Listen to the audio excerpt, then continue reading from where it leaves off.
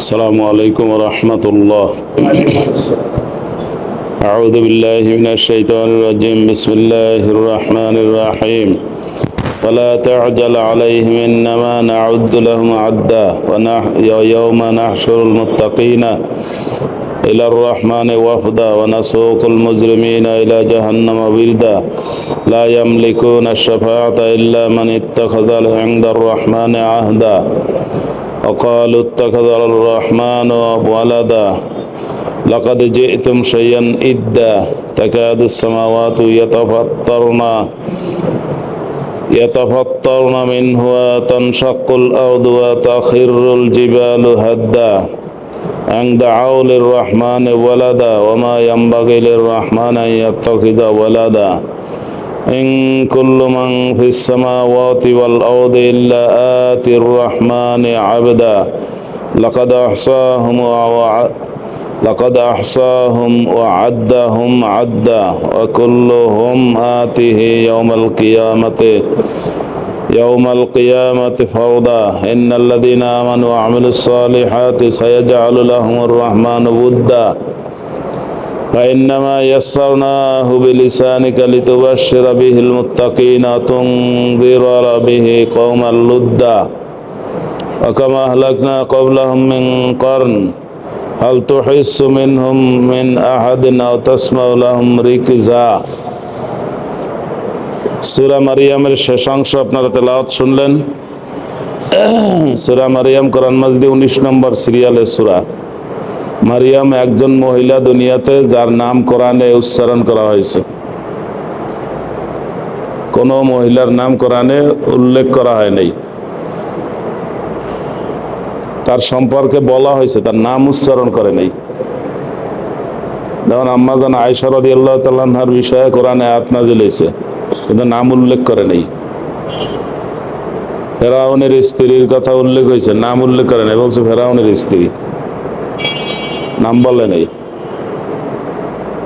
অনুরূপভাবে সূরা মুজাদালার 28 পারার শুরুতে যে সূরা, সেখানে খাওলা বিনতে সালাবা একজন মহিলার কথা বলা হয়েছে, কিন্তু তার নাম উল্লেখ করে নাই। বলছে একজন মহিলা আপনার কাছে আসছে, এসে তার অভিযোগ আপনার কাছে বলছে। একজন মহিলা, নাম বলেনি, কিন্তু একজনেরই নাম বলছে। নাম কি? মারিয়াম, ঈসা আলাইহিস সালামের মা। তো এই সূরা মারিয়ামের শেষাঙ্গ আপনারা শুনলেন। এখানে যেটা বলা হয়েছে সেটা হলো যে যারা আল্লাহকে অস্বীকার করে, দুনিয়াতে আল্লাহ মানে না অথবা আল্লাহর সাথে শিরক করে, আপনি তাদের ব্যাপারে তাড়াহুড়া করেন না। ইন্নামা নাউদ্দু লাহুম আদ্দা, আমি তাদেরকে সুযোগ দিতে আছি। যারা অন্যায় কাজ করে আল্লাহ তাদেরকে কি করেন? সুযোগ দেন। কেন সুযোগ দেন? না, অন্যায় কাজ কত করতে পারে এটা দেখেন। কত করতে পারে? একটা অন্যায় করছে, আরো করতে চাও, আরো করতে চাই, করো যে কটা করতে চাও। 10টা করছে, 10টা করার পর কি হয়েছে? সাহস হয়েছে ভালো। এখন আর অন্যায় মনে করে, এখন আরো করে, এখন ডাক দিয়ে করে, আছে কিনা? কিন্তু তাকে অন্যায় কাজ করতে আল্লাহ আদেশ করছে? প্রত্যেকের আল্লাহ একটা বিবেক দিছে কিনা? সে ভালো মন্দ বোঝে কিনা? আবার তাকে বাধা দেওয়ার মতো লোক আশেপাশে আছে কিনা? তারা বলে যে এই কাজ করিও না, তুমি এই করলে কিন্তু তোমার বিপদ হবে, বলে কিনা? বন্ধু বান্ধব আছে, আত্মীয় স্বজন আছে, আছে না? বিভিন্ন ভাবে তাকে অন্যায় কাজ করতে নিষেধ করা হয়, তারপরও সে করবে। তখন আল্লাহ করার সুযোগ দেয় এই জন্য যে ও কারো কথা শুনবে না। তাহলে ওরা কি সুযোগ দেয় এই পর্যন্তই শেষ?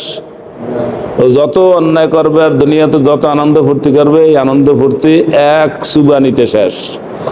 জাহান্নাম নামে নিয়া একটা সুবানি দিবে খালি, এই সুবানিতে কি হয়ে যাবে? এই দুনিয়াতে যত আনন্দ করছে, ফুর্তি করছে, সব বেমালুম ভুলে যাবে। তাহলে এই যে সুযোগ করতে, অন্যায় কাজ করতে আল্লাহ তাকে সুযোগ দিলেন, দিয়েছেন কি জন্য? ওর মনে চায় এটা করবে, একটু আনন্দ করতে চায়। মানে আল্লাহ হিসাব করেন, ধরে তো আমি কঠিন শাস্তি দেবো, তাও যদি একটু আনন্দ করে যদি সুখ পায়, তাই পাক কিন্তু যে ইমানদার, সে দুনিয়াতে কষ্ট হওয়ার পর অন্যায় কাজ করে না। কষ্ট হয় কিনা? না খাইয়ে আছে, কিন্তু তারপরও কারোর কাছে চায় না। কষ্ট হইতেছে না? টাকা পয়সা দরকার, এখন কিছু টাকা হইলে ভালো হয়, একটা কাজ করা লাগে, সিরিয়াস অসুখ বিসুখ হয়েছে, কিন্তু তারপর মানুষের কাছে ধার চাইতে যায় না। ধার চাইলেই সবার কাছে পাওয়া যায়? পাওয়া যায় না। আবার যারা ধার নেয় তারাও ঠিক মতো দেয় না, আছে কি না? এখন এই দুনিয়াতে যারা ইমানদার লোক, যারা আল্লাহর সন্তুষ্টি চায়, যারা জান্নাতে যেতে চায়, তারা কষ্ট করে। কষ্টটা কেমন? জান্নাতে যাওয়ার পর যখন জান্নাতে ঢুকবে, ঢোকার পর যেই আনন্দটা পাবে, এই দুনিয়াতে 50, 60, 100 বছরে যা কষ্ট করছে কিছু মনে থাকবে না। খালি ওখানে ঢোকার পর এমন আনন্দ লাগবে, আরে দুনিয়াতে যে ছিল সে তাই মনে নেই, কষ্টের কথা তো মনেই নেই। তাহলে ইমানদার লোক যদি মনে করে এরকম একটা অবস্থা হবে, তাহলে ইমানদার লোক কষ্ট করতে রাজি আছে কিনা? তাই ইমানদার লোক যেমন কষ্ট করিয়া ভালো কাজ করতে চায়, বেঈমান লোক আনন্দ করিয়া অন্যায় কাজ করতে চায়।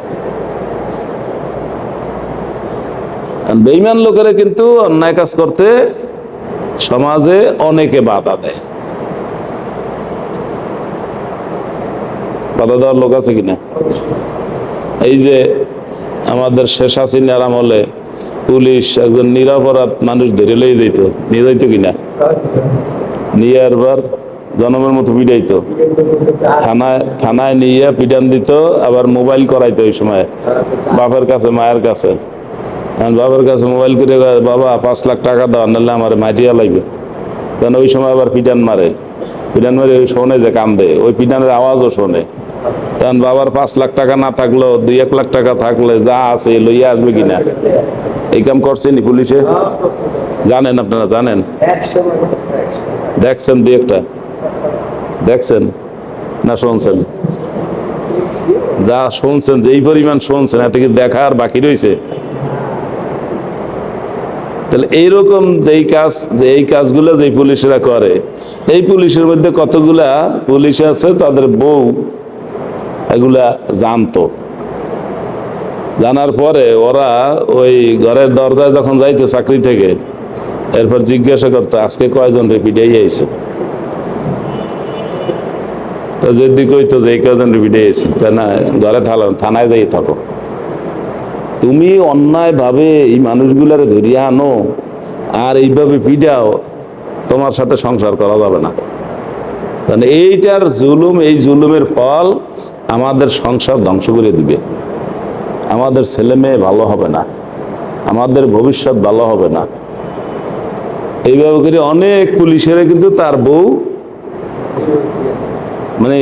মানে তারা কিন্তু বকা দিতে আছে।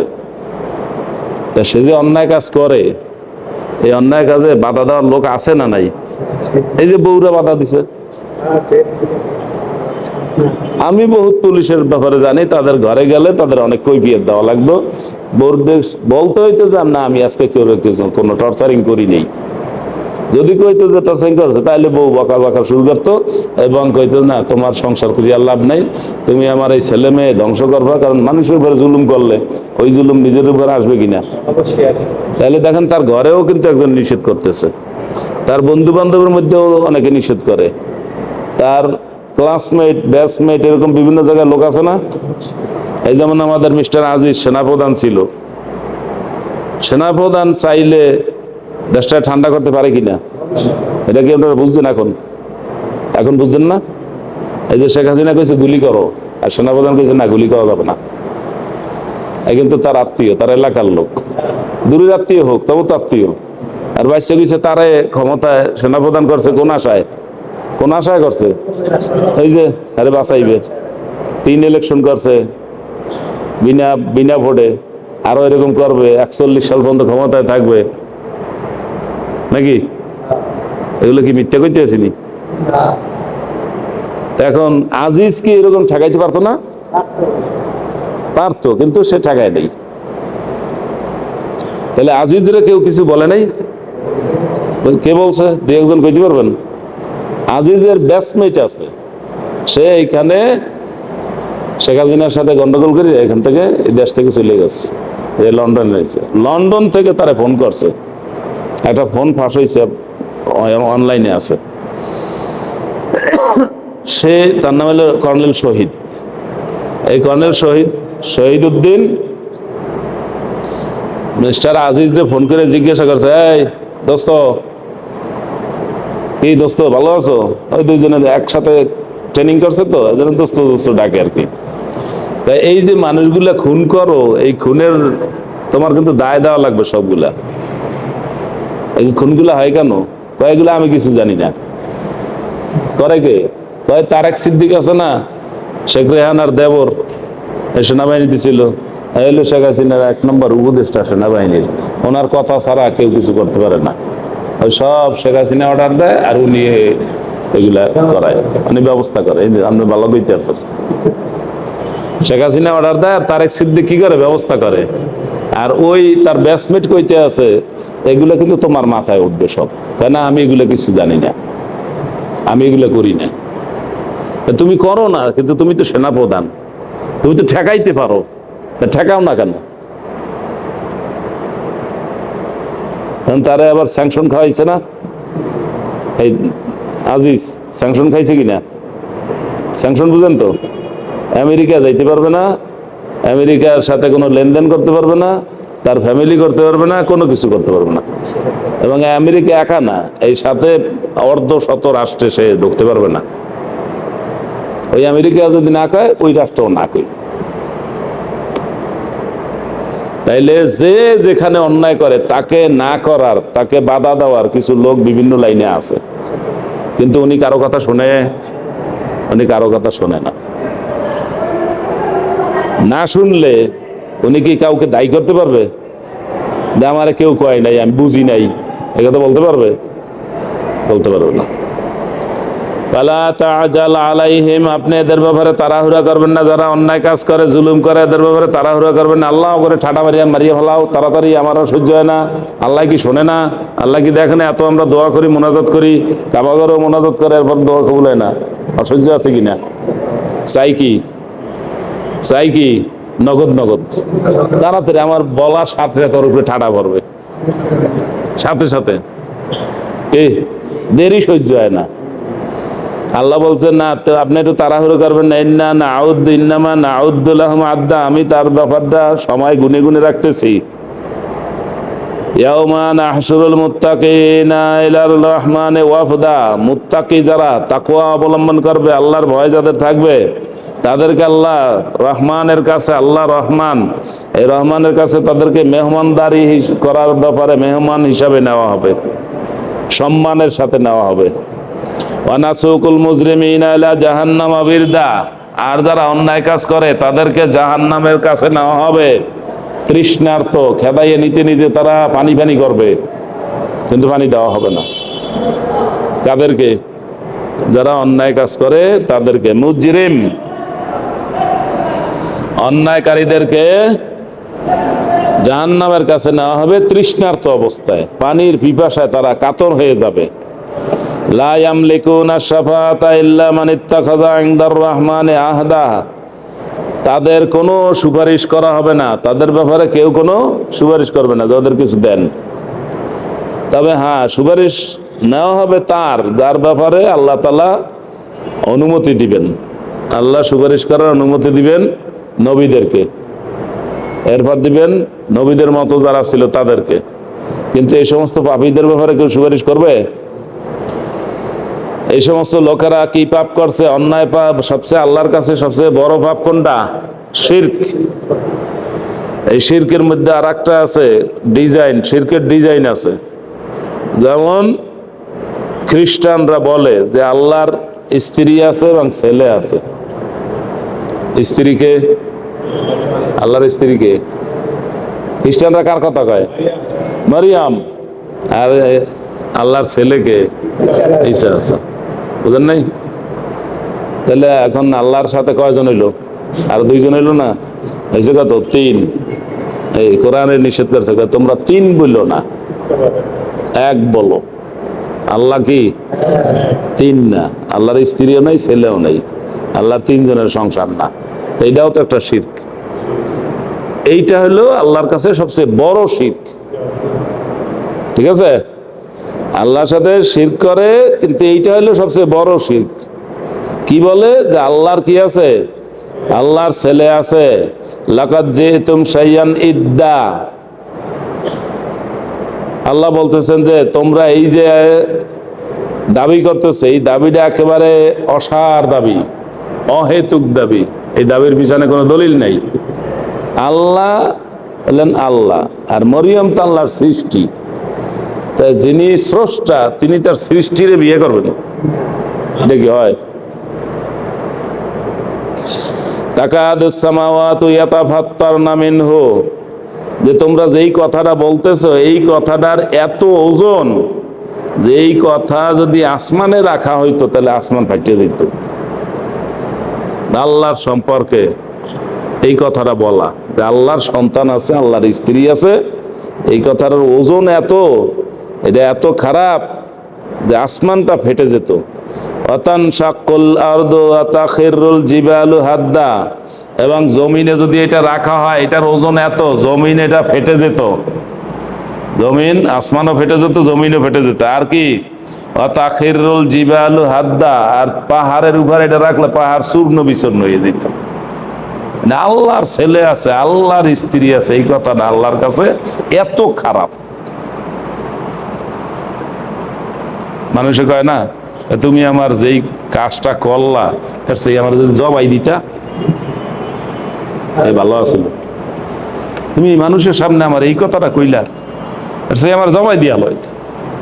তো ওই আল্লাহ সম্পর্কে, আল্লাহর এই ছেলে আছে স্ত্রী আছে এই কথাটা বলাটা কেমন, যে আসমানের উপরে এই কথাটা রাখলে আসমান ফেটে যাবে, জমিনের উপরে রাখলে জমিনও দুই ভাগ হয়ে যাবে, আর পাহাড়ের উপরে রাখলে পাহাড় কি হবে, চূর্ণ বিচূর্ণ হয়ে যাবে। এত খারাপ আল্লাহর কাছে এইটা। অথচ এই কথাটাই খ্রিস্টানরা বলে, আর খ্রিস্টানদের সাথে সাথে অনেক মূর্তি পূজকও এই কথাই বলে। আং দাউলির রহমানে ওয়ালাদা, তারা কি দাবি করে যে আল্লাহর সন্তান আছে। ওমা ইয়ামবাগিলির রহমান আইয়াত্তাখিযা ওয়ালাদা, আল্লাহর কোন সন্তান আছে এটা তার জন্য মানায় না। আল্লাহ সৃষ্টি করছেন স্রষ্টা, তার আবার সেই সৃষ্টি বিয়ে করবেন, সেই সৃষ্টির ঘরে তার আবার সন্তানাদি হবেন, এটা তার জন্য মানায় না। ইন কুল্লু মান ফিস সামাওয়াতি ওয়াল আরদি ইল্লা আতির রহমানে আবদা, বরং আসমানে জমিনে যে যেখানে রয়েছে সবাই আল্লাহর কাছে আসবে অনুগত দাস হয়ে, আল্লাহর অনুগত দাস হয়ে আল্লাহর কাছে হাজির হতে হবে। লাকাদ আহসাহুম ওয়া আদ্দাহুম আদ্দা, আল্লাহ তাআলা এগুলোকে সব হিসাব করে রাখছেন এবং সব গুনে গুনে রাখছেন। আকুল্লুহুম আতিহি ইয়াউমাল কিয়ামাতি ফারদা, প্রত্যেকে আল্লাহর কাছে একা একা হাজির হবে, কেউ কোনো বন্ধু বান্ধব নিয়ে হাজির হইতে পারবে না। দুনিয়াতে আসছে কি একা একা, যায় আল্লাহর সামনে হাজির হবে কি একা একা। যাওয়ার সময় মরে যখন, তখন মরে কি একা একা। যত লোকের জন্য চুরি চামারি করছে এই সমস্ত লোকেরা যাইবেনি সাথে, পরে গেলেও যাই কইবেনি হ্যাঁ উনি আমার জন্য চুরি করছে, আমি এটার ভাগ আছি বলবে? কোন চোরের সাথে কেউ ভাগ হবে না। অথচ এই চোরেরা চুরি করে কি জন্য? অভাবে না স্বভাবে? অভাবে যে চুরি করে তার কিন্তু বিচার কম, অভাবে চুরি যদি করে তার বিচার কি কম, আর স্বভাবে বিচার করলে বিচার ঠিক মতো, কোনো ছাড় নাই। এই যে কোটি কোটি টাকার সম্পদ এক একজনের আছে, এরপরে যাইয়া আরো কোটি কোটি টাকার সম্পদ কামাই করার জন্য কি করে? অন্যায় কাজ করে, চেষ্টা করে না, অন্যায় কাজ করে। ব্যাংক থেকে টাকা নিতে নিতে ক্ষমতাটার ব্যবহার করিয়া, আপনাদের শেখ হাসিনারে ব্যবহার করিয়া ব্যাংক থেকে কত কত হাজার হাজার কোটি টাকা নিচ্ছে এক একজনে। এখন সব শয়তানের জিজ্ঞাসা করা, তুমি এই অন্যায় কাজ করছো কেন? আমি কিছু করিনি, সব শেখ হাসিনা বলছে। তুমি এটা করছো এটি সব শেখ হাসিনা করাইছে। তুমি এই মন্ত্রীগিরি সরিয়ে যেতে দাও নাই কেন? তখন কথা কেন? তোমার দিয়ে যে অন্যায় কাজ করাইছে সব করছো শেখ হাসিনার কথায়, শেখ হাসিনার কথায় করছো। এখন তুমি যে জেলে ঢুকছো, এখন তোমার যে কাস্টডি দিতে আছে আইনমন্ত্রী, তোমার এখন পুলিশে গুতায়, সে পুলিশের প্রধান, তোমার এখন একজন এসআই, সে পুলিশের প্রধানের বিরুদ্ধে অভিযোগ দেয় যে তার 10 দিনের রিমান্ড লাগবে। মানিজ্জাত কি আছে? উনি কি করতেছে? উনি 4 তারিখ পর্যন্ত অগণিত মানুষ মারছে। পুলিশের আইজি খালি বলছে ওটা গুলি করো, গুলি করো, গুলি করতে করতে 4 তারিখ পর্যন্ত তো মরছে অনেক। মরার পর 5 তারিখ সেনাপ্রধান এদের সবাই ডাকছে, প্রধানমন্ত্রী, যে পুলিশ বহুত গুলি টুলি করিয়া অনেক ঠেকাইছে, এখন তোমরা নামো। তো ওরা কইছে না, আমরা নামতে পারবো না, আমরা গুলিও করবো না, পাবলিকের আমরা গুলি করবো না। সেনাপ্রধান তো আগের রাত্রেই মিটিং করিয়া বলে দিছে কোনো গুলি চলবে না, পুলিশকেও নিষেধ করে দাও, কোনো গুলি চলবে না। কারণ এখন তারা গোয়েন্দা রিপোর্ট দিয়ে খোঁজ খবর করে দেখছে কোনোভাবে আর থামান যাবে না। এরা কি এমনি এমনি কাজ করে না, গোয়েন্দা রিপোর্ট আছে, গোয়েন্দা রিপোর্ট আছে না। এই গোয়েন্দা রিপোর্ট দিয়ে দেখছে যে ওগরে 5-6 জন অ্যারেস্ট করছে, এতে থামে না। 6 জন অ্যারেস্ট করছিল না, এরপর হাউন আঙ্কেল আবার করে খাওয়াইছে না, একটা বাতের হোটেল করছে, একটা বাতের হোটেল করছে নাকি, এই খাওয়াই দাওয়াইয়া ওগুলো দিয়ে খাওয়াইছে। হ্যাঁ ঠিক আছে, আমাদের প্রধানমন্ত্রী আমাদের দাবি মেনে নিয়েছে, আমাদের কোনো আন্দোলন চলবে না, আমাদের আন্দোলন সব স্থগিত। স্থগিত করেছে, ওর কি স্থগিত হয়েছে? হয় নাই। কারণ ওরা 6 জন যদি বিক্রি হয়ে যায়, ওগুলো যদি ওরা নিয়েও যায়, তারপরে এই পাশে আবার লোক আছে, আর রেডি করে রাখছে আগেই। এখন কি থামছে? থামে নাই। এখন পুলিশের সেনাবাহিনী কইছে গুলি করতে, সেনাবাহিনী কইছে না, সম্ভব না, আমরা যা রিপোর্ট পাইছি তাতে সম্ভব না। এই জন্য সেনাবাহিনীর লোকেরা আবার কি করছে? সেনাবাহিনীর লোকেরা করছে কি, রাত্রে ওই যে ছাত্ররা মাথায় কি বেঁধে নামছে, পতাকা বেঁধে নামছে না, এই সামনে লাল আর সবুজ, এই লাল সবুজের পতাকা ওই সেনাবাহিনীর লোকেরা নিয়েছে, ওগো যা লাগে নিয়া।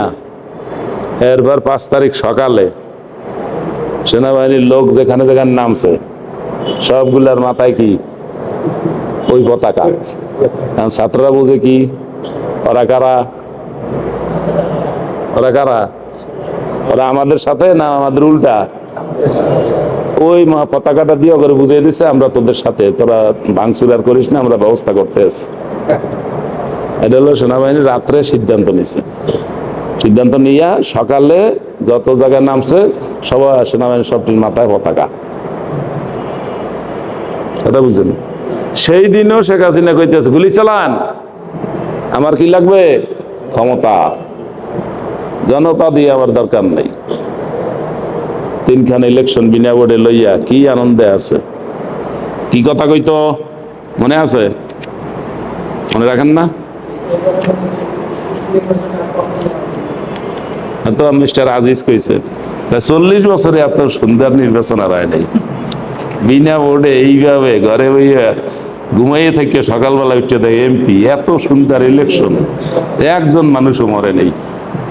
কারণ ইলেকশন উপলক্ষে অনেক মানুষ মারা যায় না, তো একজন মানুষও মরে, তো সবচেয়ে ভালো ইলেকশন। কি বলতো? আওয়ালাম তাকুন আকসামতুম মিন ক্বাবলু মা লাকুম মিন যাওয়াল, তোমরা কসম করিয়া বলতে আমাদেরকে কেউ নামাইতে পারবে না, হইতো কিনা?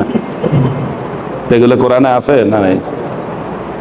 এই জায়গা দিয়ে কোরআন পড়ছে, এই জায়গা দিয়ে কোরআন পড়লে এই কথা কইতো না। এই কথা যারা কইছে গো পতন হইছে, তাহলে আমরা যদি ওই কথা কইতো আমাদেরও তো ওই দশা হবে। কোরআন পড়ে না আমাদের দেশে অধিকাংশ মানুষই, কি কোরআন পড়ে? আপনারা শুনছেন তো, আপনারা তো পড়া লাগবে না, শুনছেন না?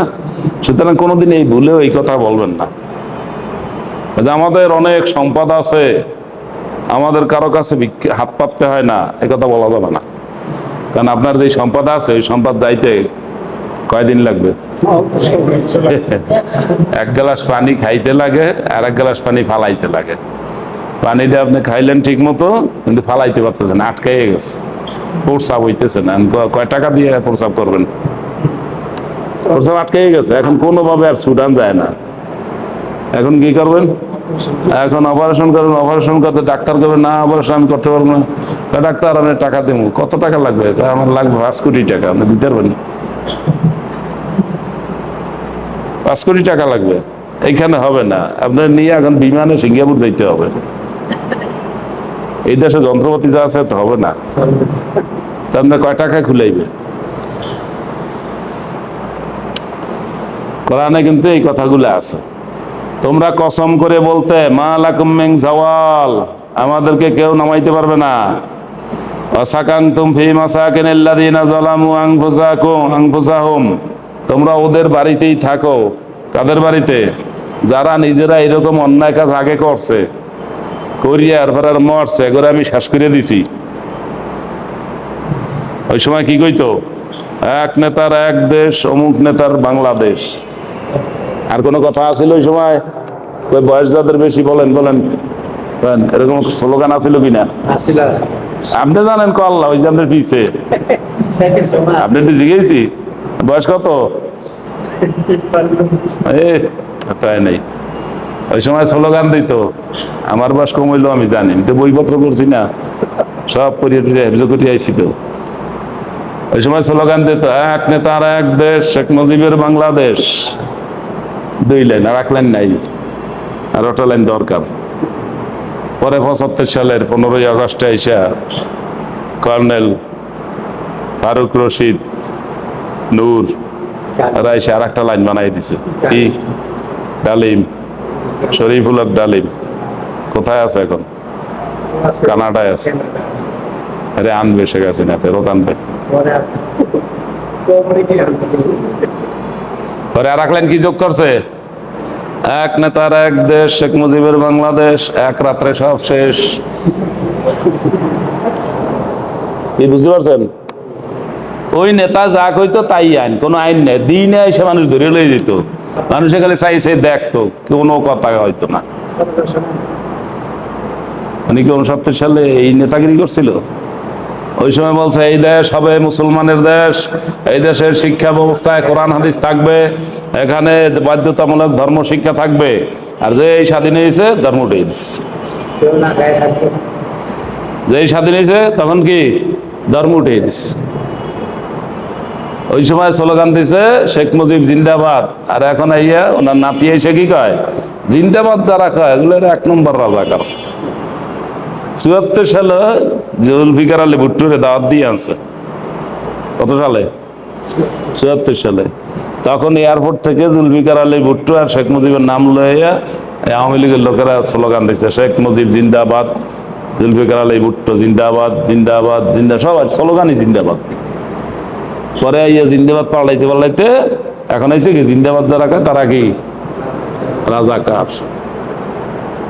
রাজাকার তো প্রশ্ন করার দরকার আছে। রাজাকার রাজা রানীর, রাজাকার রানীর, রানীকার রাজার, এটা প্রশ্ন করার দরকার আছে। রাজাকার, রাজা তো রানীর, রানীকার রাজার। এই রাজাকার লইয়া লইয়া 50টা বছর ধ্বংস করছে। কিছু করছে?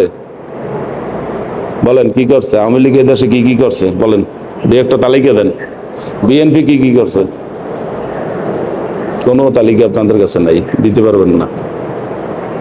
আর জাগর রাজাকার কইয়া যুদ্ধাপরাধী কইয়া খালি গালি দেয়। এত বছর গালি দিছে, এখন রাজাকার গেছে কোন দিকে? উল্টা দিকে গেছে। এখন বাংলাদেশে যত ছাত্র সবাই কি রাজাকার। তুমি কে, আমি কে, রাজাকার রাজাকার বলছে কে? স্বৈরাচার স্বৈরাচার। রাজাকার কারা? দেশের লাখ লাখ ছাত্র নাকি? রাজাকাররা কি করছে দেখেন। রাজাকাররা এই দেশে 1 নম্বরে একটা ব্যাংক করছে। কি ব্যাংক? ইসলামী ব্যাংক। এই ব্যাংকটা এশিয়ার মধ্যে সেরা ব্যাংক। এই ব্যাংকটার 300-র মতো ব্রাঞ্চ। এক একটা ব্রাঞ্চে কতজন চাকরি করে? কতটা ফ্যামিলি? এই ফ্যামিলিগুলো চলতে আছে না এই ব্যাংকের উছিলায়। খালি এই ব্যাংকটা এই চাকরি করে এইটাই, এই দেশের মানুষ সুদি কারবারে জড়িত থাকতো। সব ব্যাংকে কি কারবার? খালি সুদ ছাড়া কোনো কারবার নেই। আপনি ইচ্ছায় অনিচ্ছায় ব্যাংকে যাবেন, আপনাকে কি করতে হবে? সুদি লেনদেন করতে হবে। এই সুদি লেনদেন বন্ধ করতে কারা? এই রাজাকাররা। এই যাদেরকে রাজাকার বলে এলে গালি দেয় শেখ হাসিনা, এই রাজাকাররা বন্ধ করছে সুদি কারবার। কি বুঝতে পারছেন? 83 সালে ব্যাংক চালু হয়েছে, 83 সালের 30শে মার্চ এই ব্যাংক চালু হয়েছে 83 সালে। আজকে এই ব্যাংক হইল এশিয়ার মধ্যে সেরা ব্যাংক। খালি এশিয়ার মধ্যে না, এই ব্যাংকের যারা অভিজ্ঞ অফিসার তাদেরকে অনেক দেশে হায়ারে নেয় ওই দেশে এই ব্যাংক চালু করার জন্য। কি সিস্টেমে তারা লেনদেন করবে, কেমনে কি করবে, কোন জায়গায় কারে বসাবে, কি কাজ করবে, 3 জন করে এক এক দেশে যাইয়া ওই দেশে ব্যাংক চালু করে দিয়ে আসছে। কথা বুঝলেন? এলো এক। 2 নম্বর হলো ইসলামী ব্যাংক হাসপাতাল আছে কিনা, চিকিৎসা কেমন, অল্প খরচ, এর চাইতে কম খরচ কোনো হসপিটালে নাই, এবং বিশ্বস্ত, অর্থাৎ যা আপনাকে রিপোর্ট দিবে সব অরিজিনাল। আর অন্যান্য জায়গায় যা রিপোর্ট দেয়, আর 90 সালের দিকে আমি পত্রিকায়, ইত্তেফাক পত্রিকায় পড়ছি, ঢাকা শহরের প্যাথোলজিক্যাল পরীক্ষার 75% ভুয়া। কত সালে পড়ছি? 90 সালে। এখন কয় বছর হয়েছে? 35 বছর হয়েছে না, মাত্র 33 হলো কেমন? 90-এর ওখানে হলো 10 আর এখানে হলো 24। হ্যাঁ,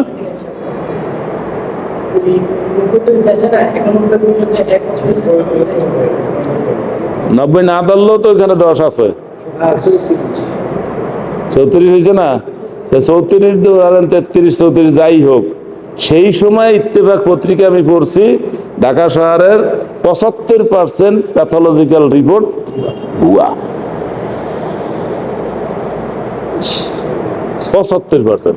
যেই ডাক্তারের নামে রিপোর্টটা দেয়, একটা সিল দেওয়া আছে, ডাক্তারের নাম আছে, ওই ডাক্তার জানেও না যে ওইখানে তার নামে সিল ব্যবহার করে, এও জানে না। এরকম আছে। কথা বুঝলেন? তাহলে কি করছে? ইসলামী ব্যাংক খুললো। ইসলামী ব্যাংক খুলছে, এই খালি একটা ইসলামী ব্যাংকে, এই ইসলামী ব্যাংক দেখে এখন বাংলাদেশে 10টা ইসলামী ব্যাংক হয়েছে। কয়টা? 10টা ইসলামী ব্যাংক হয়েছে। আরো 5টা সুদী ব্যাংক তারা ইসলামী ব্যাংক খোলার চেষ্টায় আছে। এরা পরীক্ষামূলক চেষ্টা করতেছে যে সুদী কারবার তো এই দেশের মানুষ হিন্দু হইলেও করতে রাজি না, হিন্দু তো সুদী কারবার করতে রাজি না। তাহলে সুদী কারবার যেহেতু মানুষের রাজি না, তা আমরা যদি জোর করে করাই তো আমরা তখন কাস্টমার পাইতেছি না। এই জন্য ওনারা এখন সোনালী ব্যাংক কি খুলছে, ইসলামী ব্যাংকের বুথ খুলছে, উইন্ডো খুলছে, উইন্ডো বুঝে জানালা খুলছে আর কি। মানে সোনালী ব্যাংক টোটালটা হলো সুদ, ওই 2-1টা জানালা রাখছে আর কি, বিনা সুদের লেনদেন করিয়া তারা দেখবে কেমন চলে। পরীক্ষা চলতে আছে।